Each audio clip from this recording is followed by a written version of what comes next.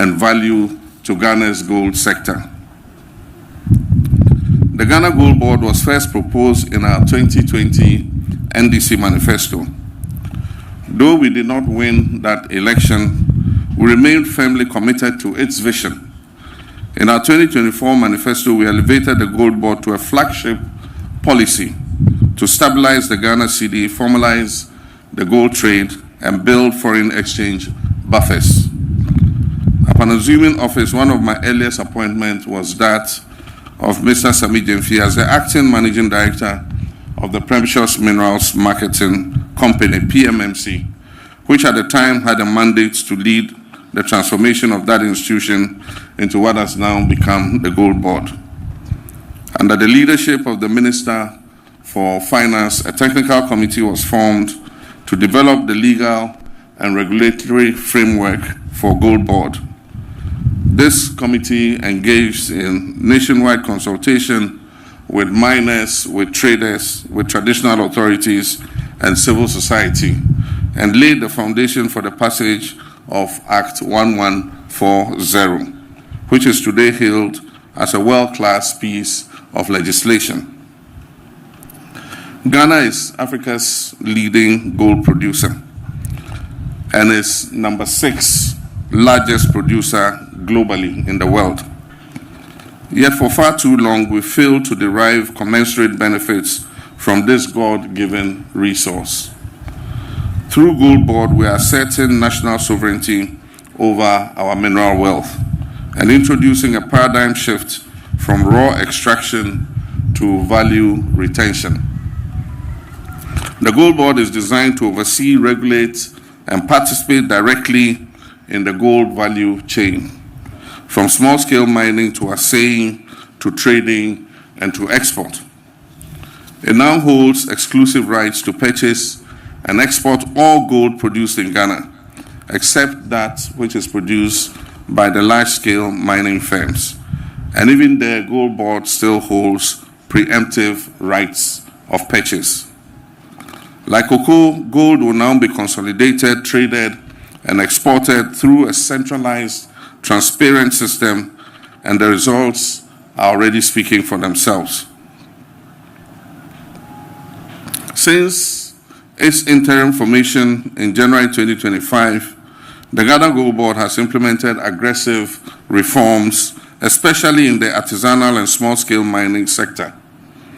By May alone, the Gold Board had exported 11 tons of gold valued at USD 1.1 billion. Actually, it's in May alone, the Gold Board exported 11 tons of gold valued at 1.1 billion US dollars. Cumulatively from January, exports from the small-scale sector reached 51.5 tons, which is valued at approximately 5 billion US dollars. Can you imagine? This is gold, money that would not have come back to Ghana because traders would have taken it freely out of our country and kept the foreign exchange reserves outside. So approximately from January, we have exported 51.5 tons, which is valued at approximately 5 billion US dollars. So 5 billion US dollars has come into the Bank of Ghana. This represents a 95% increase from the same period in 2024 and surpasses large-scale mining exports for the first time in our history. These inflows have strengthened our foreign reserves, have improved our balance of payments, and have, most importantly, helped stabilize the value of our local currency, the cedi. It is Gold Board that has made the cedi an abrantier now.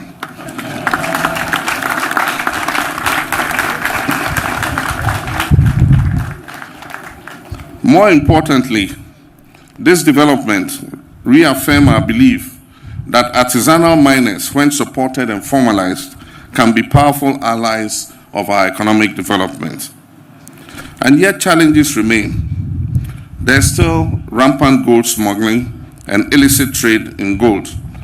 This continues to rob Ghana of billions in revenue. And as you were told, a recent report revealed that 229 metric tons discrepancy existed between Ghana's official export records and the import records of our trading partners, which amounts to over 11.4 billion in losses over the last 5 years. This will not continue.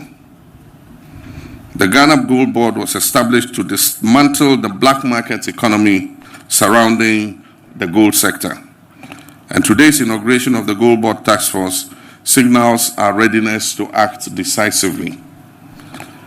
The task force comprises personnel from national security, the military, and other security agencies. They've undergone rigorous vetting, training, polygraph testing, and orientation on Act 1140. They've also completed intensive team building exercises and anti-corruption training. Every member of the task force will operate under strict oversight. All officers will wear body cameras in every operation they undertake. Vehicles used by the task force will be GPS tracked and monitored in real time during operations. A written warrant from the CEO is required before any field operation is undertaken. Now this is the sweetest one. Whistleblower channels are in place, and informants are eligible to receive 10% of the seized gold or cash value.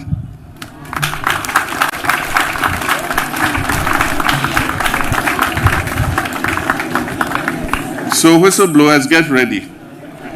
If you blow the whistle on anybody and gold is retrieved or cash is retrieved, you get 10% of the value of both the gold and the cash. And so to the task force, let me be clear. Abuse of your authority will not be tolerated, and any officer found engaging in misconduct will face immediate sanctions.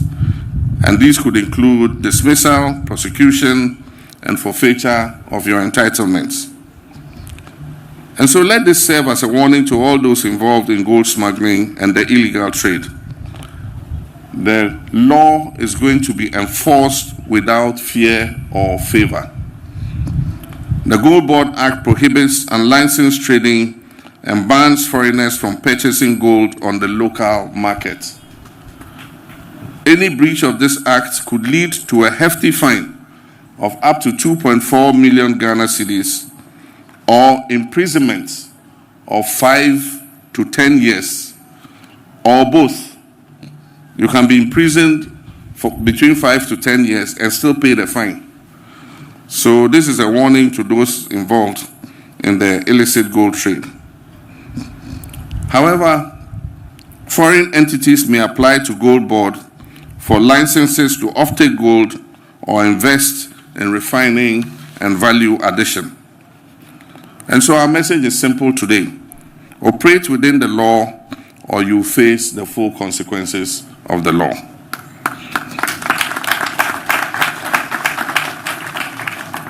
Now this is the interesting part. People think that the Gold Board was just established to buy and export gold.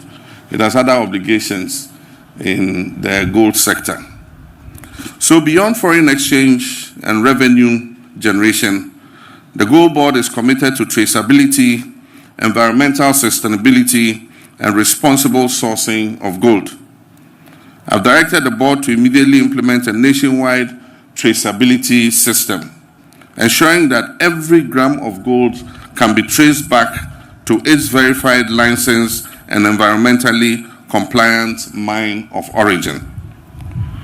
The Gold Board will also invest in land reclamation, that is after mining, to reclaim the land, and ecological restoration through programs such as the Blue Water Initiative and the Tree for Life Initiative, which are both initiatives of the Ministry of Lands and Natural Resources.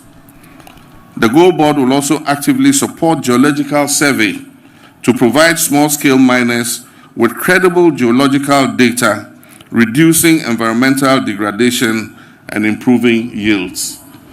So what this means is the Gold Board will help the small-scale miners to do the geological survey so that they know exactly where the resource is, so that they don't go digging all over the concession area and destroying the environment. We're no longer content with exporting raw doré bars. These are the unrefined gold bars. To ensure compliance with international export standards, plans are underway to establish an ISO-certified assay laboratory by the year 2026, that's by next year. In the medium term, Ghana will transition to bullion exports and refine more of our gold locally. Our intention in the future is to be able to refine all our gold before we export, because the difference between refined gold and doré bars is significant. It means we'll make more money for our exports. Additionally, I have tasked the Gold Board to establish what we call a gold village. This will be a manufacturing hub for gold jewelry and ornament production in Ghana, positioning our country as a continental leader in value addition. And so when we establish the gold village, our women no longer need to go to Dubai to go and buy jewelry.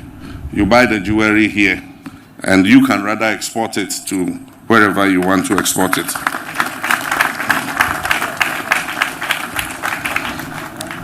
To our international partners, including the London Bullion Markets Association, the World Gold Council, and the OECD, we invite you to join us on this transformative journey. Ghana is open for business, sustainably, transparently, and profitably. And so my final charge to the Gold Board Task Force. To the Task Force members, you've been entrusted with extraordinary responsibility. I urge you to serve with honor, uphold the values of integrity, professionalism, and discipline. This assignment is not business as usual. It is a matter of national duty and pride. Breaches of your oath will be met with swift and lawful consequences. The Ghanaian people are watching you, and so is the rest of the world. Ladies and gentlemen, this is a new dawn for Ghana's gold sector. The Ghana Gold Board and its task force embody our renewed resolve to take control of our destiny, leverage our natural wealth, and build an economy that works for all Ghanaians. On this note, it is my honor and privilege to declare the Ghana Gold Board Task Force duly inaugurated. I thank you.